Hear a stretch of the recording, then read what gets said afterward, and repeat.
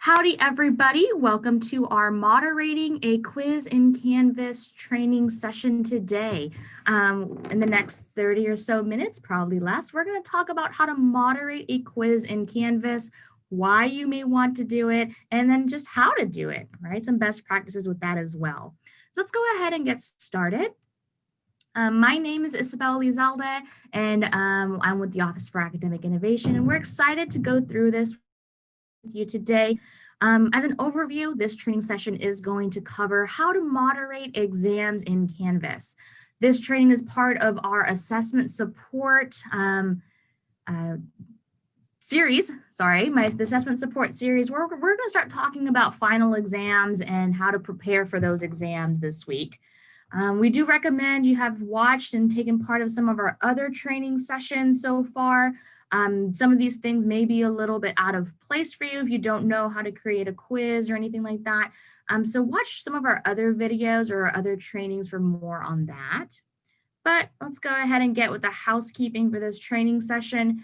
So I do see a few new faces today that I haven't seen before. Welcome. We are so excited to have you with us today.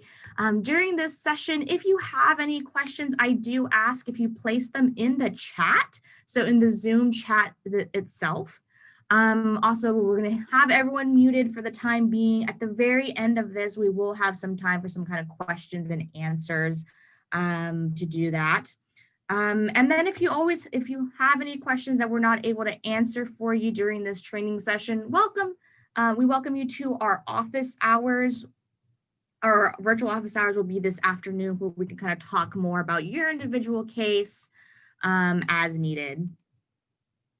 So I will be demonstrating some things for you in Canvas today. So you're welcome to, if you're able, work side by side with me to get some of these things going in your course so you can kind of do them alongside as I'm doing them too. So if you want to do that, welcome to log into Canvas, get some of that duo authentication out of the way prior to getting started and jumping into this content. My personal favorite way to get people to log into Canvas is to go to LMS.TAMU.EDU. On the top right-hand side, clicking that login button and then logging in with your TAMU net ID and password. So as I say that, the reason why it's my favorite is because of what I'm about to do myself.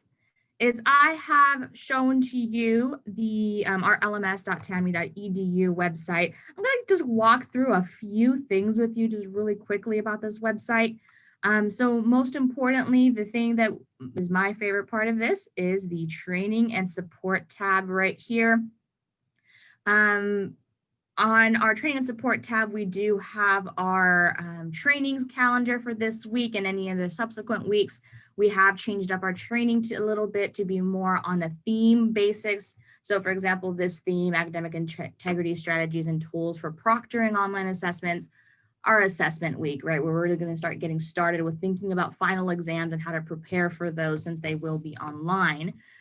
So come to our training this week, watch our videos that we will be recording and posting for later viewing so that you can kind of get yourself ready for that final exam time period. All of those videos will be housed on this website too. So if you're interested in proctoring, anything with Canvas, Zoom too, we have all of that information here on our website and links to those sources. So that's the only thing I really want to focus on today within this part, other than our Keep Teaching resource, which has more information.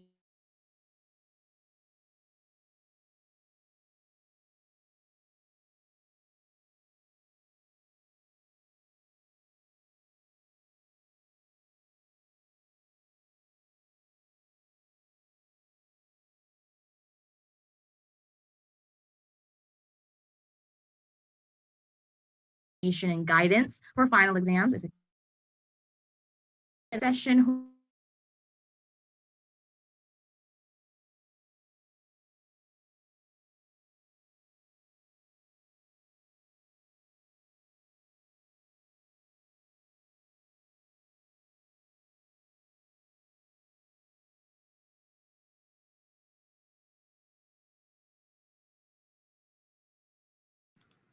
I am so sorry that just happened. I am not so sure what happened, and I don't know how far I lost everyone. So I'm just going to get started again with this part of the where I was discussing.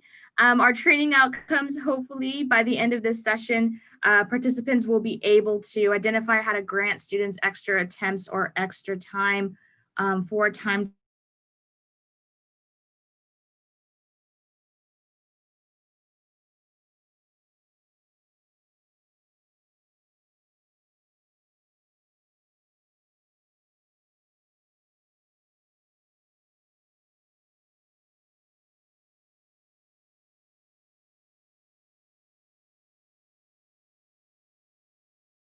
assessments. We'll be able to find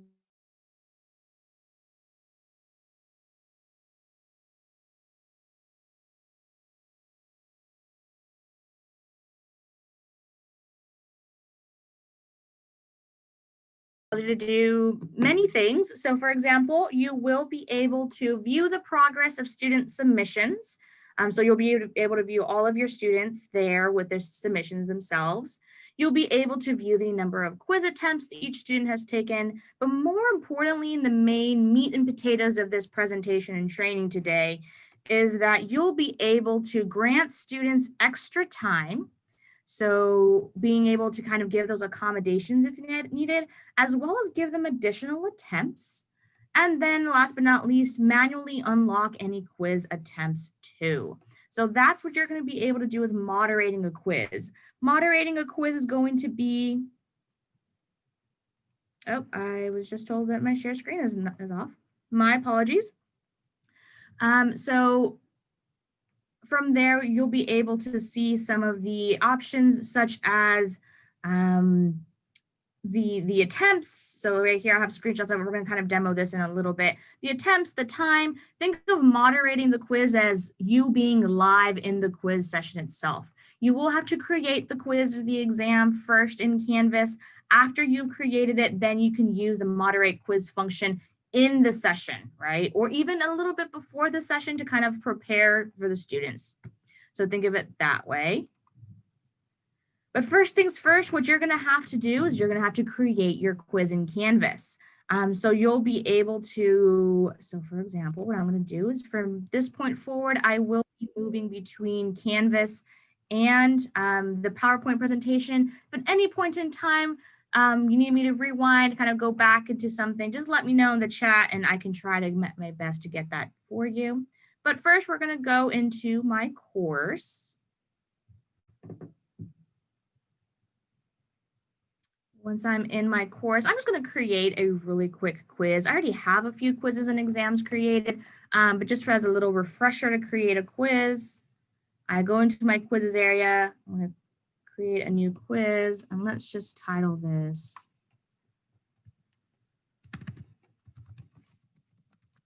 Moderate Quiz. If you have any questions within the quiz themselves, you can view some of our other videos. I purposefully am going to give a time limit so that we can see some things. And then we're going to add just a really quick question.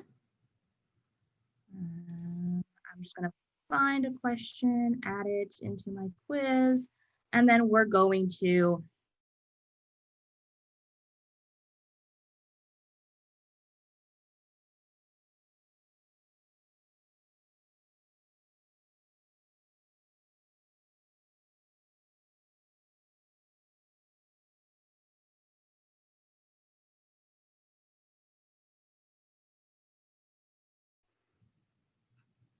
there it is, save and publish.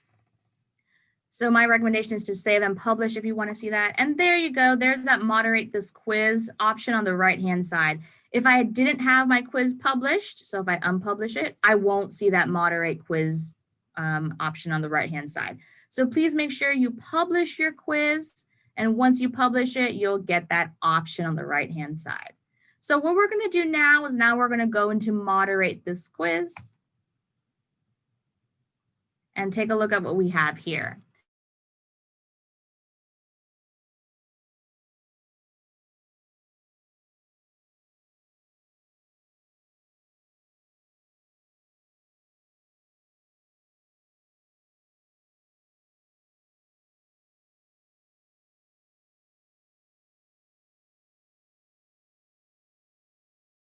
set up.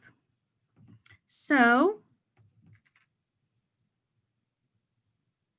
what we're gonna do now is let's go into our people themselves.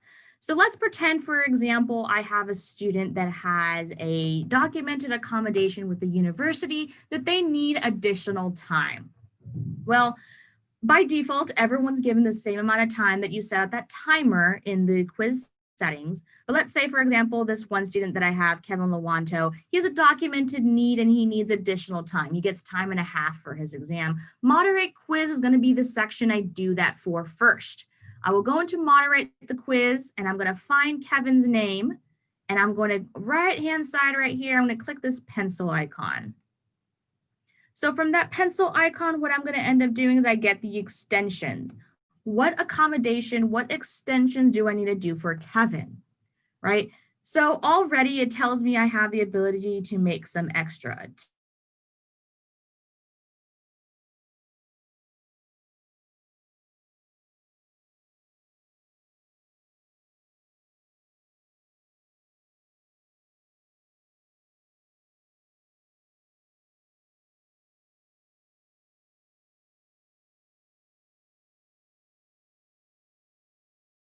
The total time.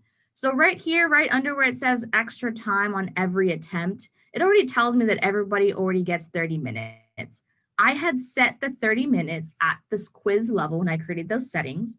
So now I know that I need to give Kevin an additional 15 minutes, right? Because it's time and a half. So time and a half would be 15 for him. And then after I did that, I would click on save. One thing to note is right here that's very important. Quiz attempts whose availability dates have passed will still auto-submit even if the extended time has not expired. So what that means is, so quiz attempts, so let's say when you're creating your quiz and you have some availability dates set and they have been passed, it's going to auto-submit for them even if they had their time set as appropriately. So let's say, for example, when I created this, I made the availability for Kevin to be from 11 a.m. to 11:30, because that's the same availability for every student, right? I only wanted them to have it available for that short amount of time. Well, since I'm giving Kevin an additional 15 minutes, technically he needs 45 minutes to be able to complete his attempt. But I'm not giving him that from here. I have to do this first. So I'm going to do my extension, click on save, and go back to my quiz itself. And as another note, we recommend to do all of this setup, all of these changes before students start taking the exam. So I had just made my quiz, so moderate quiz. I'm going to go back into it, click on edit on the top right-hand side, scroll down, and see how here, how I have everyone, let's say in this example that I was talking about, I had only had it from 11 a.m. to 11. Oh, maybe I should change this time since we're at 12:45. Let's say from 12:45 a.m. to, let's say right now, at 1:15. That's 30 minutes, right? So everyone else gets 30 minutes, but I would need to add and give this to Kevin so that he has a different available time frame since he needs 45 minutes. So I would give him the same start time, 12:45, but Kevin would need the 45 minutes additional. So instead of 1:15, it would be 1:30. Oh, I had that backwards. 1:30 p.m., right? So now if I counted this availability that Kevin now has, will mean that if he starts exactly at 12:45, it's in his best interest to, he'll have the exact time he needs to complete his exam. The students that needed the 30 minutes only from this area will get the 30 minutes that they needed. After I'm done with all this, I'd click save. Now my students can start taking their exam, right? So that is what you could do for the accommodation. That is what we recommend if you do have an accommodation in that way. So we're going to go back into my PowerPoint.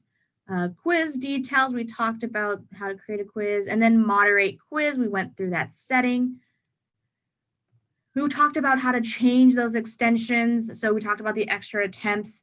If you need to give students an additional attempt for whatever reason, you would do it from the extensions area. Same thing with the additional time frame. As a note, the manually unlock quiz for the next attempt, what this does is it overrides any settings that you had previously done. So any time constraint, any availability dates, any of those will get removed for the individual student if necessary. So that's another option you can utilize from the moderate a quiz feature. Assign to, we talked about this. If you have a very specific guidelines for the available from and until that you want your students to access to, make sure you're accommodating for the students' accommodations in the assign to section as well too. So that's just something to know. Another really cool feature about this is there's the submission status area. What you could do is, and I have a picture of it right here, while a student is in the attempt itself, so I know Kevin is in this session, so if Kevin wants to, he can actually go into that attempt and start it if he could, and you'd be able to see the time frame that they are in currently, so that you can give them additional time in the actual session. So let's say you get an email from the student panicking, or maybe you're in a Zoom proctoring session with them and the student's panicking saying like, my internet just went out, I need extra time, or something just happened, an emergency, I need to keep going with this, something like that happened to you. In the session while the student is currently in their submission, you could give them the additional time, and it will look like this screenshot that I have down here, where it tells me when they started, it tells me when it's supposed to end. I can say I want to end the quiz right now, or I can give them a little bit extra time. So that is something that can be done as well too. Another really cool thing that I want to take a look at is let's go into here, and we're going to go into an exam that a student had already done. And this is something we recommend to do if you ever have any questions within the students accessing specific things. So for example, I'm going to go into my midterm exam. No, I'm going to go into my final exam, or exam 2. There it is, my exam 2. So in this exam that I delivered to my students already, I can click on these 3, you see this 3 vertical dots that show up next to the edit. I'm going to click on this, and I'm going to click on show students quiz results. Here I can see the students that have taken my exam. I'm going to actually go into Kevin's submission for this one, and I can view the log. I can see how many points he got. I can see when he submitted it. I can also view this log right here. And if I ever have any questions whether or not my available dates worked right, my extensions, because let's say a student was supposed to get an accommodation and I have some fears of whether or not that actually worked, it will tell me how long, when they started, it will tell me when they stopped it. So I would be able to see all this information from the log to kind of do some calculations and figure out whether or not that worked appropriately or didn't work appropriately. I can also see them at what point they answered specific questions, and that's all accessible from the log from the individual student.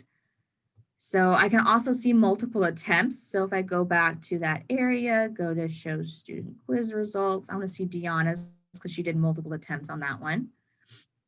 So right here on the right-hand side, it tells me how many attempts they had. I can click on the individual attempts. By default, it does give you the most recent one. I can click on their original attempt, and I can view the log for that one as well. So I can click through these different attempts themselves. Let's see, so I would see all the different, all the activity my student did, and go into the individual attempts and do it that way too. So that's another really cool feature that you can see as they are as a log. So that is going to be the quiz log. And some best practices, use the moderate quiz feature for anything like an accommodation or extra time or additional attempts. That's going to be the most commonly used feature for moderate the quiz.